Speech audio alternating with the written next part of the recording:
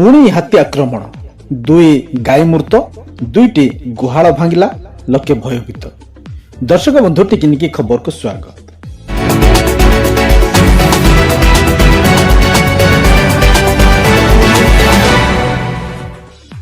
जिले में पुणी थे हाथी आक्रमण में दुई गाई मृत्यु होगा सहित गुहाल और फसल हानि घटी। रविवार राति टिकाबाली ब्लॉक अंतर्गत बड़ीमुंडा पंचायतर डिबागुड़ा ग्राम में मुर्शु प्रधान गाई दुईटी को हाथी मारिथिला। एथिरु गोटे गाई को हाथी बुले बुले कचाड़ी मारिथिबारु अंतपुटा बाहरी जाइथिला। एहा छड़ा गुहाल भांगिबा सहित मक्का पणस और गछ नष्ट करिथिला।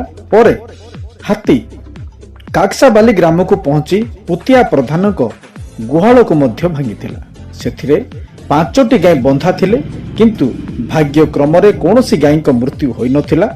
सूचना मिली जे एही हाथी मुख्य रास्ता दे पीड़िका महा अंचल को जाइथिबा बेले पुणी प्रत्यावर्तन करिछि रुद्यांगिया अंचल को।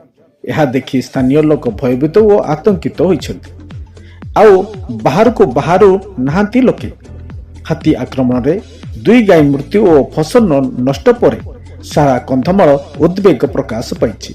विभिन्न स्थान रे वन विभाग को स्थायी समाधान निमंते अवगत करा जायथिले मध्य कौनसी पदक्षेप नै नथिबा अभियोग होइछि। एहाकु नै घुउदेगिरी बंद डाकरा दिया जाइछि। स्थानीय लोकंक दाबी वन विभाग स्थायी पदक्षेप नियंतु नहेले प्रतिवाद आहुरी तीव्र हेबो बोली सूचई दैछन्ति अंचलवासी। दर्शक बंधु टिकिनिकी खबर रो अधिक अपडेट पई टिकिनिकी खबर को सब्सक्राइब लाइक और शेयर करने को भूलिबे नहीं।